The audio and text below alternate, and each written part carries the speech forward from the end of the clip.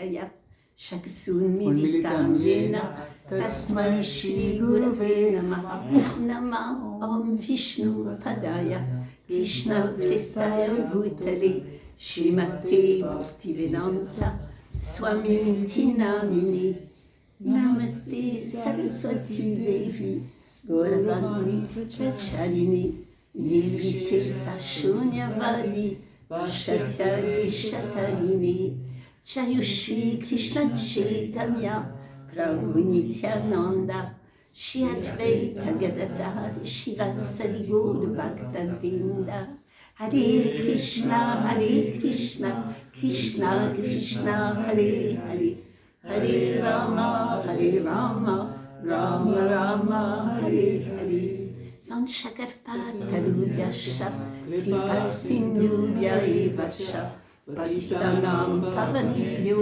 Vaishnavibhyo Namo Namaha. Srila Prabhupada ki Jai. Hare Krishna, dear devotees. I just want to say how grateful and honored I am to be with all of you.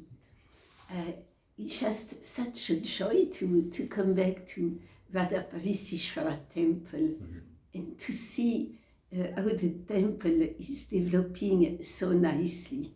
So much joy, and devotees are very dedicated, serious. I'm sure Srila Prabhupada is extremely pleased and things are going to progress more and more and more. And soon the temple will be filled up with very sincere spiritual seekers. So I was asked to talk about something. I talk a lot already, and it was actually my coming to Krishna consciousness and meeting Srila Prabhupada for the first week, 7 days in the mythical temple of London birthplace. So it's going to be a time. There is a very famous French song. I will use the word. It's a time when the people who are less than 20 years don't know. And even all of you were not born at that time. It was actually the year 69, long time ago. We were 3 French girls, students in Paris. And it was actually a special time in history when the youth was very rebellious. The youth became fed up with the values of their parents. Like our parents, they were young people during the Second World War. So when the war was finished, they wanted to catch up time, to catch up again their youth. And they wanted some material comfort. We're looking to what we call the American dream at that time. And it was actually a dream of plastic.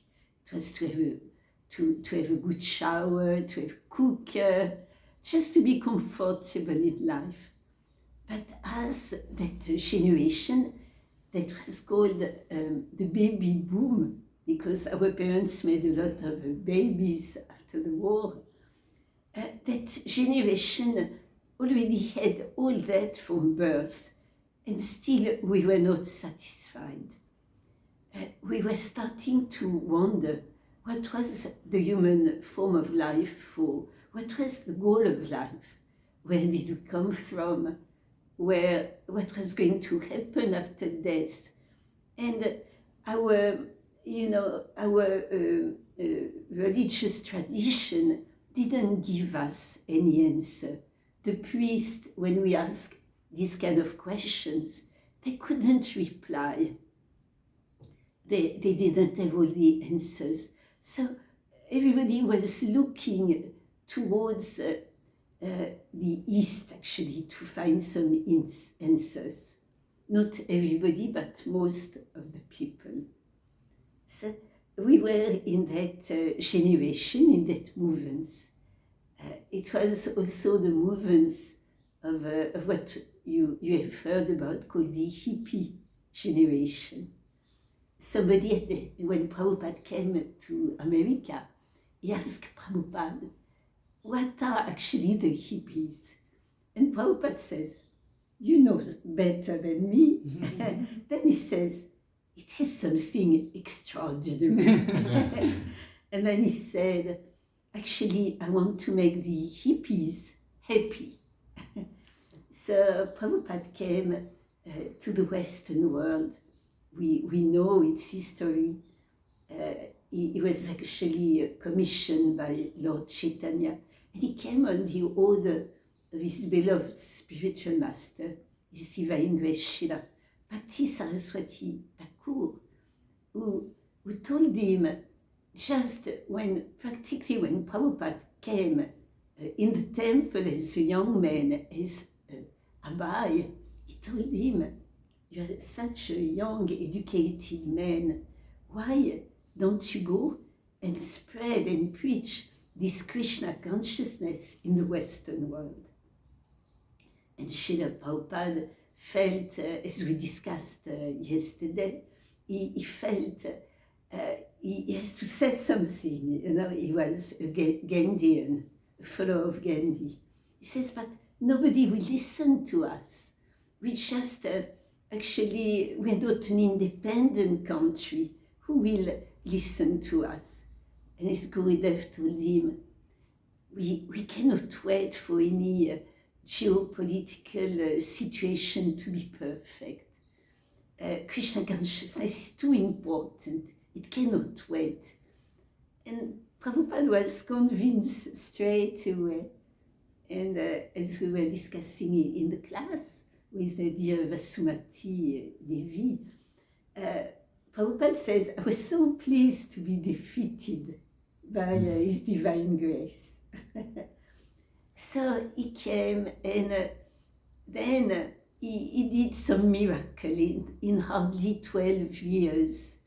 He traveled the world, if I'm correct, almost 14 times. And all over the planet now, when you go from the North Pole to the South Pole, you can meet people who have taken up Krishna consciousness. It's very amazing. He was just able to do that miracle, to go through the physical body of the person, to go through the psychological makeup of the person due to the culture he was born into, and he could just reach the soul that was still sleeping, but he could reach the real identity of the person through the outward covering. He had that wonderful mystical power. And we can, when we take part in that mission, we can feel Srila Prabhupada is helping us.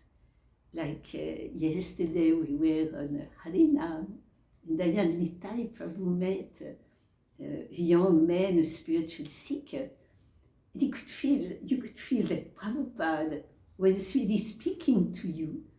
And when that young man left, he says, what you have told me has changed my life. And it's all Srila Prabhupada's miracle. Because somebody asked, especially in the beginning, the reporter was wondering if Prabhupada had any mystical power, magical power. So to that, Prabhupada was, of course, Prabhupada had magical and mystical power.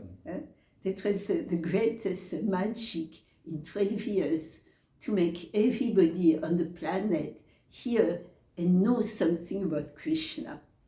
But he was really sober about it. He attracted the first devotee.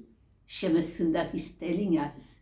He told them about all the mystical power a yogi can achieve, the main one and the minor one, you know. And young devotees in the beginning were fascinated. So one time, one man came to Prabhupada's room, maybe in London, I'm not sure. And he asked Prabhupada, can you read in my hand? Can you tell me the future? And sure, Prabhupada says, no, I'm not doing this kind of things. And the man insisted and insisted and insisted. And Prabhupada could act very, very, very good. When he was a youth, he did some drama. It was played one time, he was playing the role of Advaita Acharya. And it was so good. People were in tears, feeling Lord Advaita Acharya's potency and power. So Prabhupada, because the man didn't let him in peace, decided to act. And he told a disciple, bring a lamp. And then he put the lamp on, he took the hand of the man, then he looked at the man, he said, how terrible, I see some terrible things. And the man became white. And Prabhupada said, you really want to know? Yes. I see disease, old age, and death. And the man understood, But it's true, it's what was said in the lines of the hand, like that. And another time, a reporter asked Srila Prabhupada, so, can you do any miracles? It was lots of devotees. So Prabhupada says, yes, look, they are my miracle, like that. So he did also some miracle at that time in Paris and in London. We have to remember that London, before independence, was for people in India, was like the capital of the world, because it was actually the capital of the British Empire. So London meant a lot for Srila Prabhupada, and Europe as well. So it's another story. We could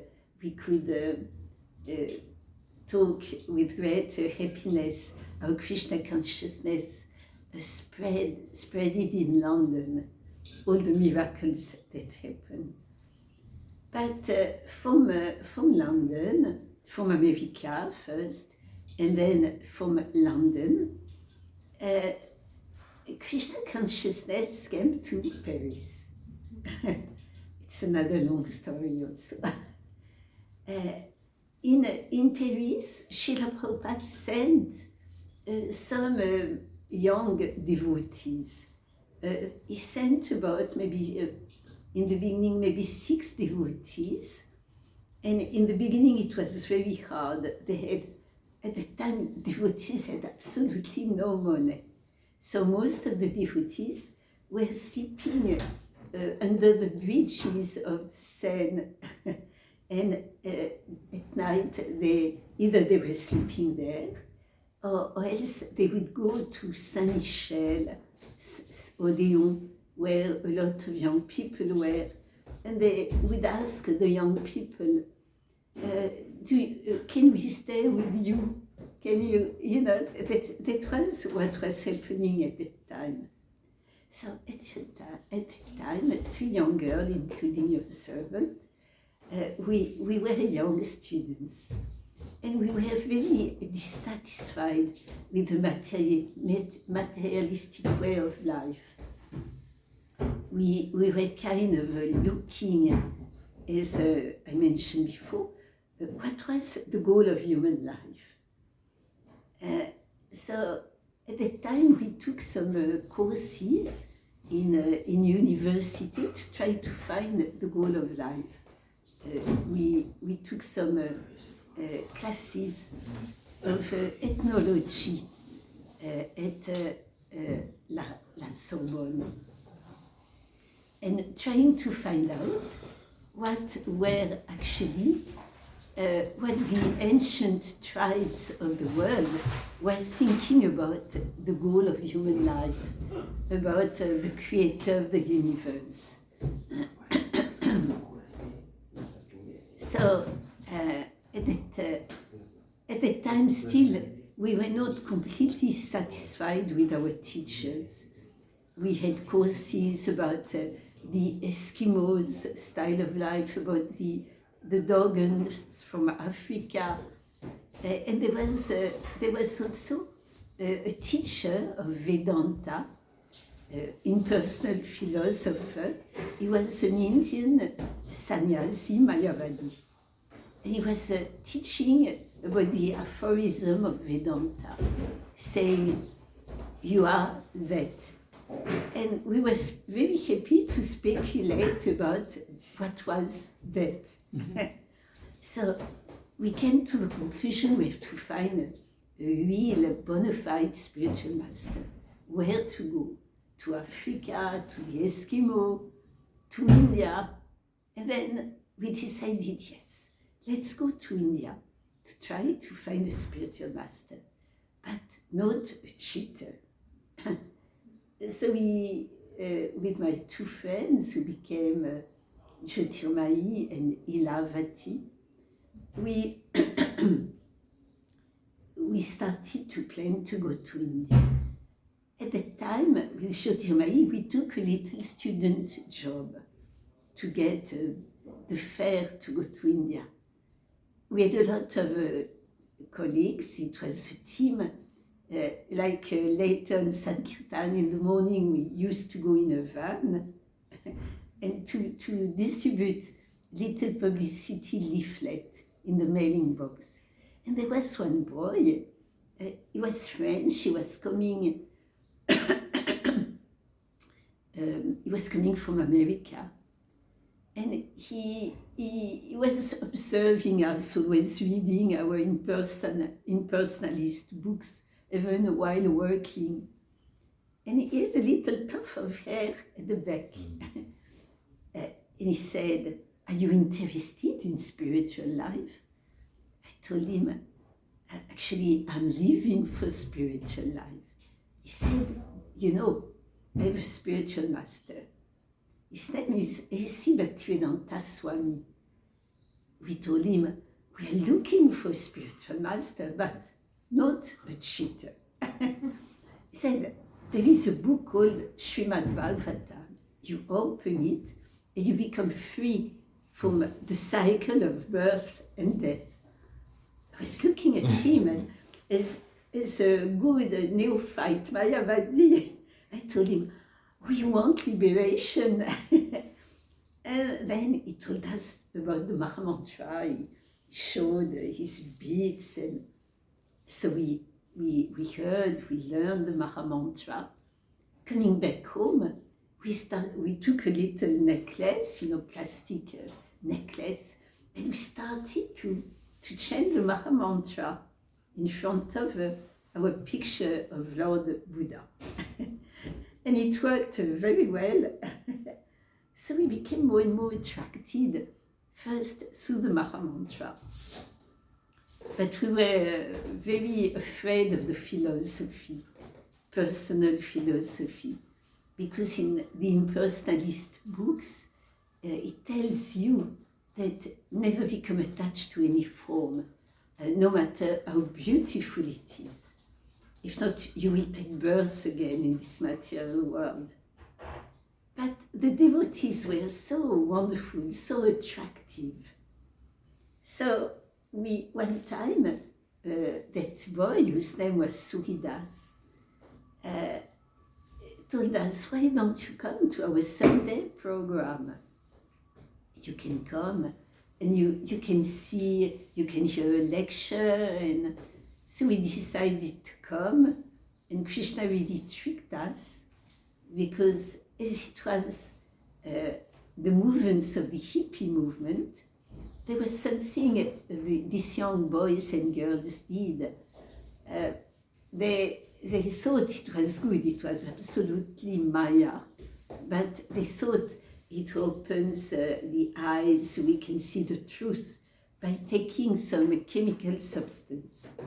And you remember this chemical substance, its history.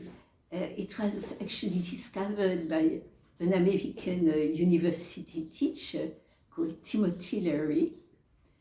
He was studying human behavior. So first, he tried it on himself, then he gave it to the teachers, then he gave it to the students. And then they all got kicked out of the university.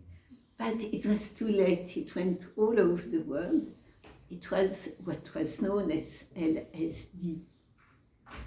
And the young people thought it opens our vision. The only good thing was to make young people understand there was something beyond gross matter, something else. But it was absolute illusion otherwise. So, not knowing it was absolute illusion, we thought we were going to take that to see if the devotees are real spiritualists. And we became Hare Krishna, Shishvara Parisishvara, Kichai, Hare Hare Bol, and all the holy company, Kichai. And then we came to the temple. Devotees were having a wonderful kirtan. It was divine, heavenly. So we thought it's really a wonderful spiritual movement. Then there was a class given by an American devotee in French. His name was Umapati Prabhu. And he started to talk about the absolute truth very beautifully, saying that the absolute truth, Krishna, is the cause of all causes, the origin of all, the absolute truth. So we agreed. But then he said something very strange for us. He said, the absolute truth is a little blue village boy. And he's stealing butter and he's feeding the monkeys. So I looked at my friend and we thought, oh, it's not for us. It's definitely not for us. And we thought we'll stop here, but the devotees were so interesting, so nice. And we wanted to help them. They were so poor, so we invited them in our homes and feed them. We were vegetarian. And one day, Srila said, why don't you go to London? Our spiritual master is going to establish a temple in London. And we thought about it and we decided, yeah, why not? Of course, we're going to India, but let us, in a very proud way, we were only kids, 19 years old, but we thought we were going to check this Bhaktivedanta Swami. We were going to see if he's a bona fide spiritual master or not. Sorry, Prabhupada. But Prabhupada tricked us and kidnapped us. He saved us. So we took the ferry. At the time, young people went to London overnight by the ferry, and we reached in the morning.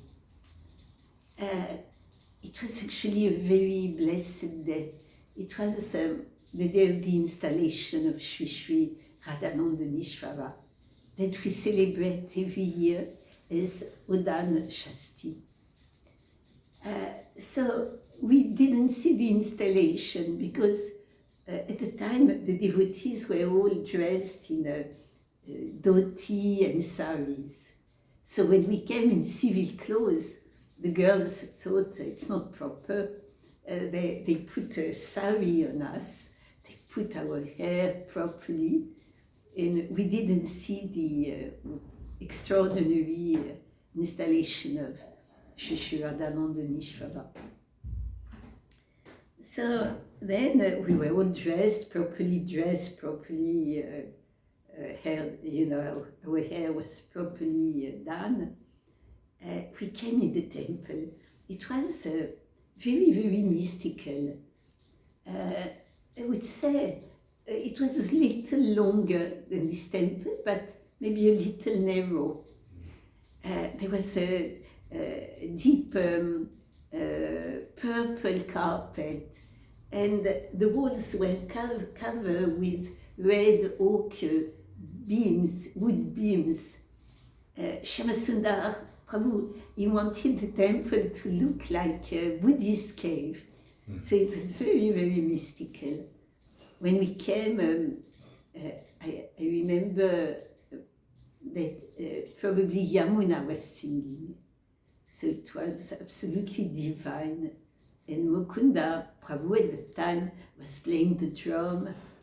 So we felt very, very inspired by that beautiful kirtan.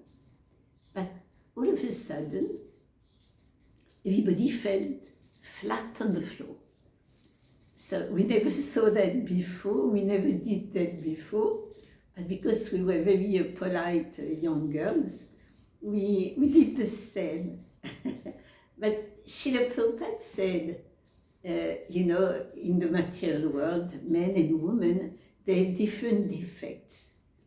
And in the material world, one of the defects of the ladies is that they are very curious. And I felt very curious. So I put my head up a little bit. At the same moment, I saw two beautiful golden feet passing by. And I wanted to know to whom they belonged. So I looked up again. And at the same time, and the first time, at least in this life, I saw Srila Prabhupada. He was so beautiful, very, very aristocratic, very straight, his head up like that. And he went to sit on the Vyasasana that was on our right when we were looking at the deities. Two thoughts came in my mind. The first thought was, oh, he looks like the emperor of the world. And the second thought was, but he also looks like the most humble sage in the universe. It was amazing how these two antinomic thoughts could reconcile in one person. Then he sat on the Vyasasana. We were, maybe it was a small temple. We were maybe 15 devotees, hardly 15. And he started his beautiful kirtan. As you all know, you've seen videos, playing kartal. First, very, very slow, very meditative. Then the speed is picking up. Then again, very, very meditated. And while doing so, he looked at all of us. And it was quite mystical because everyone was feeling Srila Prabhupada is only looking at me, although we were 15. So I was thinking like that, he's looking at me, and I caught his glance, and I did not know why some tears felt from the eyes. And I was wondering why, because I'm not overtaken by grief, or I'm not also filled with extraordinary joy. Why am I crying? Then I looked at him more, and I understood that man, he knows me much better than I do. And it was like a scan. He could see within. He could see all our life. He could see all our little successes, all our big failures, all our craving for happiness, for knowledge. And in his eyes, there was so much love, spiritual love and spiritual compassion that was overwhelming. And it was like he was begging, I can save you, I can give you the answer. You can get out of all these miseries of material existence. So it was very overpowering. Then he started to give a lecture, and many of my god brothers and god sisters will tell you the same thing. In the lecture, he answered most of our question that we didn't voice, actually. One by one, he answered all our questions. So we were very, very amazed. That was our first day with Srila Prabhupada. On the wall, from the time we came, Prabhupada was going to stay 7 days. So we had 7 days to know if he was our real spiritual master. Because we were so polluted by impersonal philosophy, it was very hard. We were very cautious. And we, with my friend Jyotirmai, we had a little ritual. In the evening, we used to ask each other in French, so nobody would understand. We would ask, est-ce que tu crois? Do you understand French a little? Est-ce que tu crois que Prabhupada est notre vrai maître spirituel? Do you think Srila Prabhupada is our real spiritual master? And we start loving him from the first sight, but we couldn't answer a big yes yet. We were too frightened of the philosophy. So then the second day, Prabhupada gave a class. Third day was going to be initiation. He was going to hold initiation ceremony. So he said, initiation is the beginning of spiritual life. And then at the time I felt, it was not something very conscious, very analytical, but I felt I really want to be initiated by Srila Prabhupada. Devotees were very kind to us. They always arranged that we go meet Prabhupada in his room, or that we go in the morning walk with Srila Prabhupada. They were proud of us, the little French girl, like when you bring somebody who is a spiritual seeker, you want your spiritual master to see who you are bringing, So it was that mood. So they told us, you go in Srila Prabhupada's room, you talk with him, and so we went. It was a beautiful room on the first floor. In my memory, I'm not always trusting my memory, it was blue and peach. In my memory, the wooden floor was painted light blue and the walls saffron. And I was told Prabhupada liked it very much because it reminded him of the color of his room in Calcutta when he was a child. So we went in that room. Prabhupada had small deities of Radha and Krishna. And Prabhupada was very charming, very welcoming, with a smile full of love. Then I was a little frightened to ask him directly about initiation. So I said, Srila Prabhupada, I would like to start spiritual life. And Prabhupada had a big smile on his face. You're already doing spiritual life. You're cleaning Krishna's floor.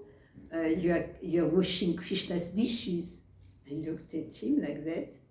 I didn't say aloud, but I thought, cleaning the floor, washing dishes, that's spiritual life. Very strange, very strange. And later on, we heard, Yamuna told us that when we first came, the first day, Prabhupada asked Tamal Krishna, Prabhu then, why don't we initiate these nice young French girls? And Prabhupada is a poet, so he said something. He would say about all the young newcomers. He could say about our very nice brahmacharini here. He said, they are like flowers blowing in the wind. But Krishna said, no, Prabhupada, they are not ready. Because he knew we were trying to be Mayavadi. So Prabhupada said, it's okay, we'll wait a little. So that's why he answered like that. So ceremony took place, it was very beautiful. We were very attracted,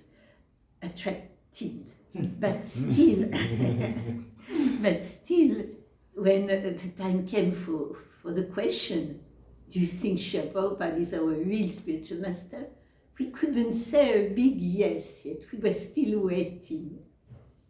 So again, Yamuna and the devotees, they said, go and meet Srila Prabhupada's room, he has some guests already, you go. So we went, and Srila Prabhupada came to me and he said, what is your name? And I thought, I have not been initiated. So I looked at him a little, like that, not angry, but, and I said, Prabhupada, I have no name. So Prabhupada looked at me and said, and then he understood. He understood always what was in our mind. He said, oh, you don't like the name your parents gave you? And he had a big smile. And his smile was saying, don't worry, I will give you a name you like. And he did. He did. It was very mystical. In the temple, I had my two favored devotees. The first one was my beloved Yamuna Devi. Yamuna Devi, you have heard about her, you hear singing every morning, Govindam prayer. She was like a very sun-shining devotee, always enthusiastic, caring for everybody, and very, very absorbed in Krishna consciousness. Although she was quite new at the time, and she would say funny things sometimes when I recall with knowledge now.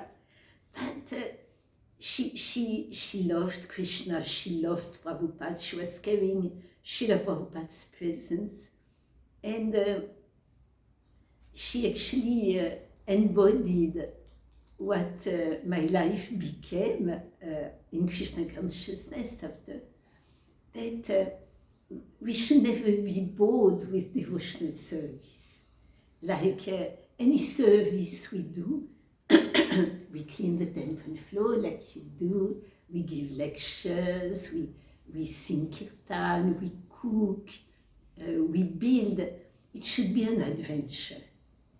We shouldn't do it, like, oh, I'm so tired, I have to do this, I have to do that. But it's a unique opportunity. It's better than to be the king of the universe, to be able to clean Krishna's toilets. And we should always use our intelligence, how to do it the best I can. How to be creative, novateur. So if I get in the toilet for the guest, I can put some flowers, I can put some essential oil. It's very special to see every actions of practical devotional service is unique. So she was expert in everything, So I became very close to Yamuna Devi, and she was so funny also. And I was thinking when time of initiation came, maybe 2 or 3 months later, I was thinking, oh, I would like to have a name like Yamuna, the name of a river, holy river. It's so beautiful. And there was another devotee I like very much, who was taking care of us, Jyotirmai and I. He was a little older, he was like a big brother. His name is still Trivikram. He was brahmachari, now sannyas. But he was always taking care of us on Harinam. He had been in the army in Vietnam, so he knew how to protect us, because at night we were just 2 with him, 3 of us, on Harinam in Soho. It's the district of the pubs. Everybody was drunk, and we were young girls, so he was protecting. And so these 2 devotees were very dear. All devotees were dear, but these 2 devotees especially dear. So I was thinking, oh, what name Prabhupada is going to give me? Will it be a name like Yamuna? Prabhupada was traveling the world. If I remember, probably Gurudas did the initiation ceremony, but we received our beads by mail, and we received a letter. To become initiated, first we had to send a letter to Prabhupada to tell him why we wanted to be initiated, what was our realization of Krishna consciousness. So I wrote a letter, and in the letter I told him I really appreciated the bliss of Krishna consciousness, because Krishna gave so much strong taste. We were on Harinam 3 times a day, practically all day. And the rest of the time we were having classes. It was very wonderful. So I got my letter. My dear daughter, Mondakini Devi, I'm very glad to accept you as my I hope you're in good health, in a Krishna consciousness mood. I've duly received your letter. And I'm very glad to accept you as my disciple. And I'm very happy you appreciate the bliss of Krishna consciousness. Then Prabhupada went on. And then he said, your name is Mondakini Devidasi. Mondakini is the name of the river Ganges when it flows in the heavenly planets. So I thought, I have a name like Yamuna. and then it went on to explain the river Ganges comes from the Mondakini when Lord Vamanadev made a hole in the universe, and he had a gigantic form. He was known as Trivikram. Oh. I don't know, what is Prabhupada doing? He's playing with me. He's so funny, and he kept his promise to give me a name I would like, connected with the 2 devotees I really appreciated so much in our little Sevenbury Place temple. So that was connected with Srila Prabhupada asking my name like that. So I will go a little short because time will catch us again. We cannot win against time, never, although we try. So what happened then, another time devotees really wanted us to become, Vaishnavis. They said, you go with Prabhupada on the morning walk. So we went, we were maybe 4 devotees and Prabhupada. And I didn't know so much about etiquette at the time. So I walked very close on the right side of Prabhupada like that. And you know, when we ask the question, do you think Prabhupada is our real spiritual master? We were waiting for some mystical sign. In our Mayavedi books, it says, you know that sadhu is your spiritual master, when it's actually telling you a very unique, mystical, deep sentence. Then you will know that's him. So we were waiting for Srila Prabhupada to actually pronounce that sentence. And here we were walking with him. It was December on the morning walk. Prabhupada on the morning walk, it's a whole topic. He could say many things, or he could be silent. One time in that same garden, there was a statue. So Prabhupada was asking, who is that man? Devotees told him. And he says, you see, that man has been working hard all his life to become famous enough to have a statue in that park. And what is the result? He did so many austerities. The result is that once a year, somebody will come, if he's famous enough, and give a 10 minutes discourse on his life, his achievement. And another man will come with a broom, and he will sweep the pigeon stool on his head. So Baba says, is it worth it? You know, like that. So during that special morning walk with him, all of a sudden, Srila Prabhupada stops. He turns to me and he looks at me very, very, very deeply. And my heart starts beating. I think he's going to tell that sentence, that very mystical, profound, deep meaning sentence. And then I can say, yes, he's my spiritual master. So I looked at him with anticipation. And he keeps silent for a long time. I keep looking and trying to encourage him. You know, like... And then he looks, and maybe it was a few seconds, but to me it seemed very, very long. And he looked and he said, are you cold? Cold. Okay. You know? Are you cold? And then and I looked at him almost angry again. I said, no, Srila Prabhupada. And he smiles and he's playing with us. He's really playing with us. So again, we're not sure he's our real spiritual master. He didn't say the sentence, you know. And then Prabhupada is going to leave and we become more and more attached to him. But still, we didn't decide yet.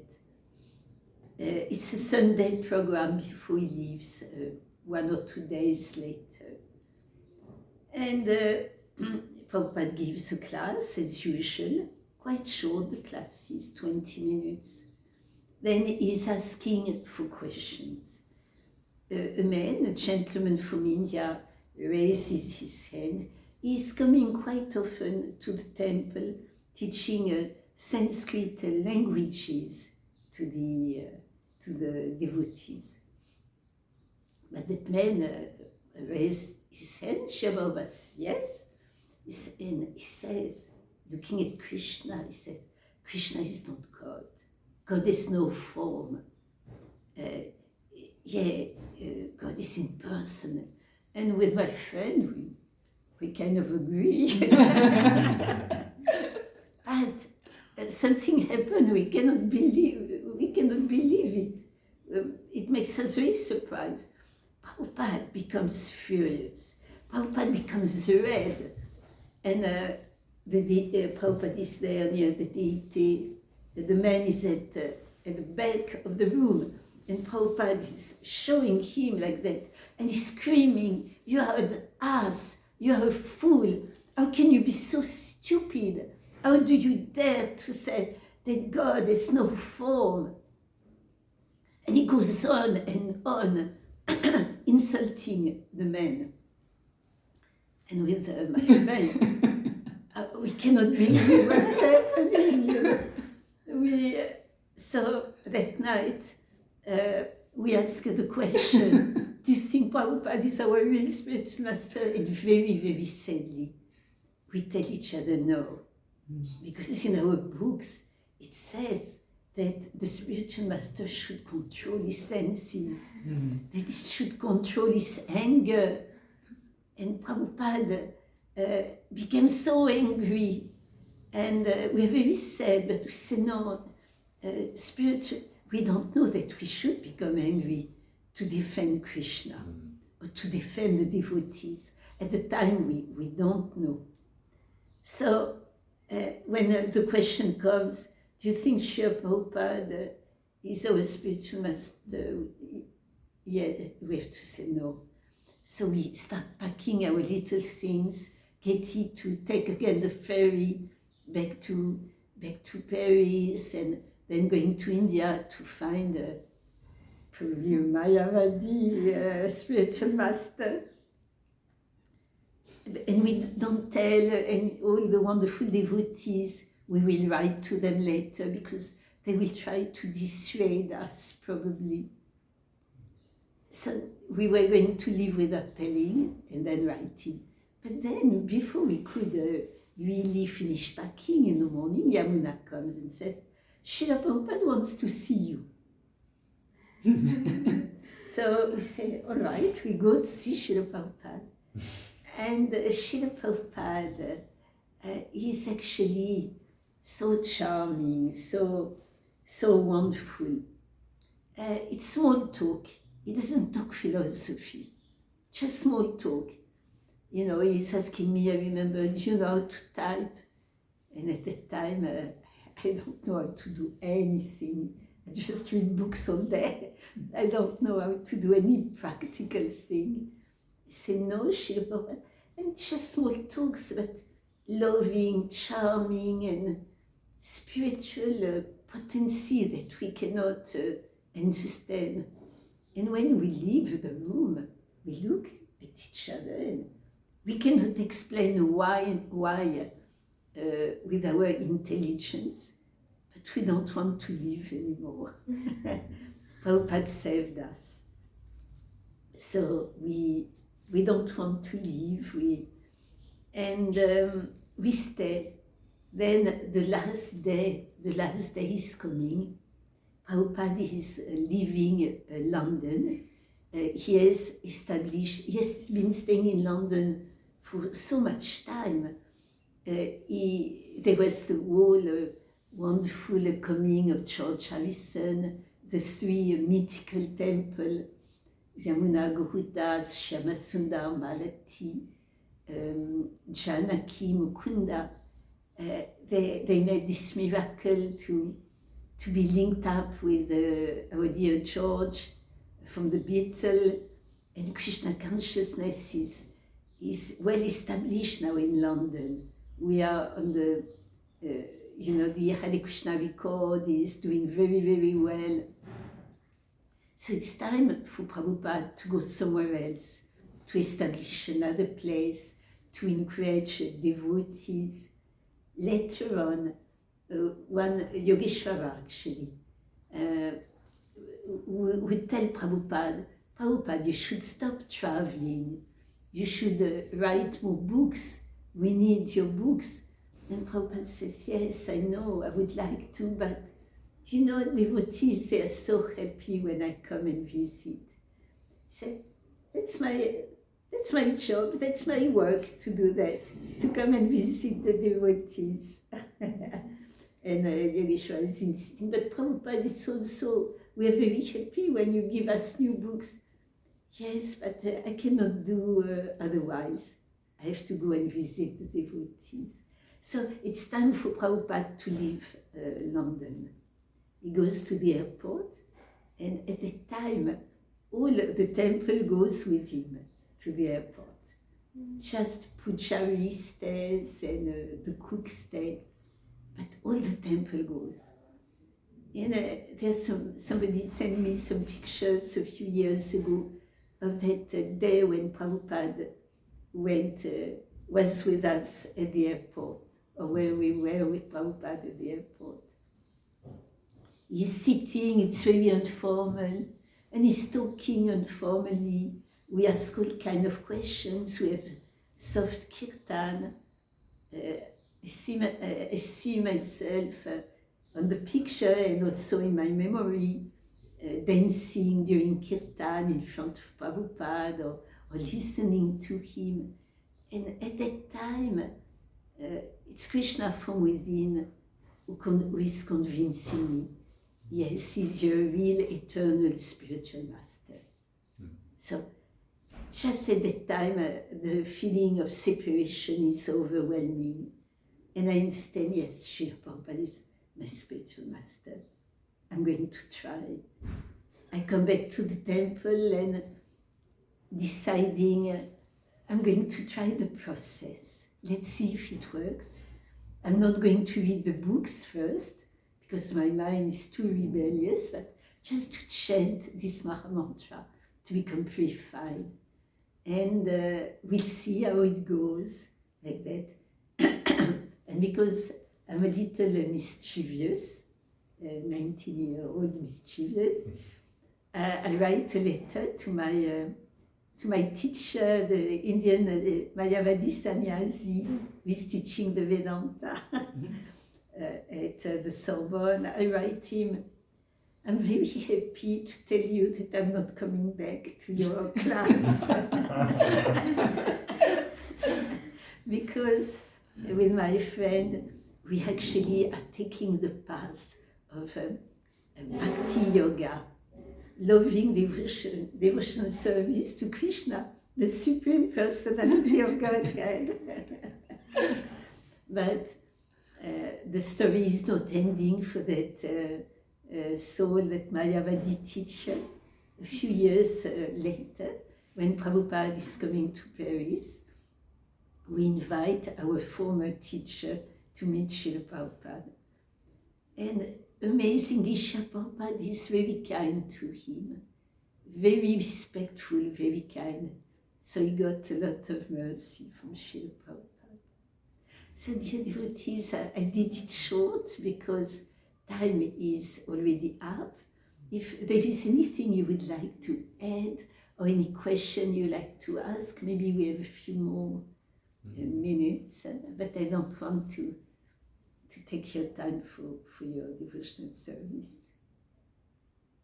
Maybe one question and one addition because I had remembrance. The question was, you mentioned about Srila Prabhupada playing the role of Lord Advaita Acharya. Do you remember or do you know which lila he was performing? I don't remember exactly the lila. Maybe you know the lila. No, I don't. It must be. I speculate, and I think it's the right lila because everybody was so moved. I would speculate that it was actually probably maybe many lila, but one must have been Lord Advaita Acharya calling for Lord Chaitanya to appear on the bank of the Ganges with his Shalagam Shila, with the Ganges water and tulsi leaf. But what I remember is that he was in university, and it was a very, very famous and qualified drama director. And they had to rehearse for so long because the drama director wanted it to be perfect. He didn't want it to be cheap, and he wanted it to be perfect. And there was only one time of the drama being acted. Just one time. They rehearsed for so many, many, many months. And it was perfect. When Prabhupada said, when he played the role of Advaita, everybody was crying in the audience. And Prabhupada was very fond of drama. He loved drama. And devotees did the drama for him, you know. There is a very nice story. One very good drama troupe, devotee troupe, made up some Mahabharat Lila in front of Srila Prabhupada.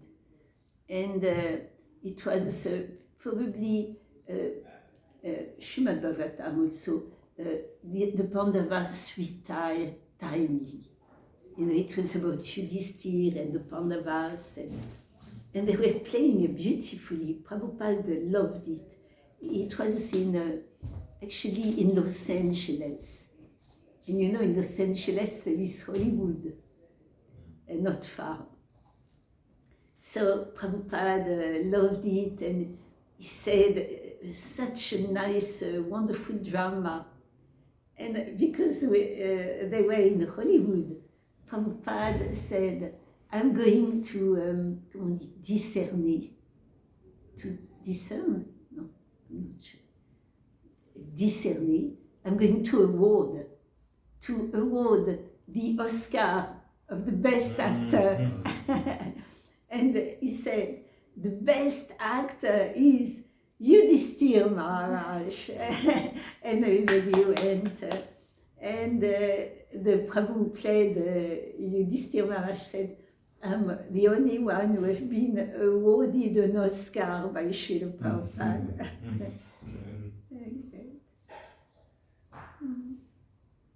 And after the other point was, because yesterday it was Ishvarapuri Disappearance Day. That was mentioned by Bhavasini Prabhu, I guess. I could not hear all the lecture, but I heard a story which I wanted to share, because you mentioned how Srila Prabhupada, get angry about this man, and as a aspiring disciple, you had this wonder of, but is it really the spiritual master? He should not behave like this. So why it happened? It creates some doubts. And there is a story with Ishvarapuri who wrote a book. Do you remember the name? It was Krishna Karnapur. I did not know Ishvarapuri wrote a book. Yeah, and he brought it. I have to know the background. Yeah. The book I already know. Ishvarapuri brought this book to Lord Chaitanya to ask him to read it, to proofread it, to see if there is any mistake, because he said, Lord Chaitanya, you are a learned scholar in grammar, so please, I wrote this book, please read it and find any mistake. And Lord Chaitanya first said, no, I cannot, because, of course it's good. But then Ishvarapuri insists and tells him to read it, so Lord Chaitanya does, and he identifies one kind of grammatical mistake, which he pointed to Ishvarapuri. And Ishvarapuri thanked him, and then he analyzes and actually tells him, actually it's not a mistake. So, and Lord Chaitanya was kind of bewildered, but he accepted as showing the perfect example of a devotee. He accepted the authority of his spiritual master. So then it was Chandramauli Maharaj who shared that, this is also very great instruction for us. The spiritual master may ask your help, or in his seva, in his mission, and you may have some qualification. But then, you may think that there is something you should do more right like this, but if your spiritual master tells you that it is not like this, it is not like this. Yes. And so it makes us humble, and indeed we cannot understand fully our spiritual master and what to say about all the acharyas of our parampara. So it's reminding me of yes, this it's past beautiful. time. Yeah. I'll try to check about this book. Yeah.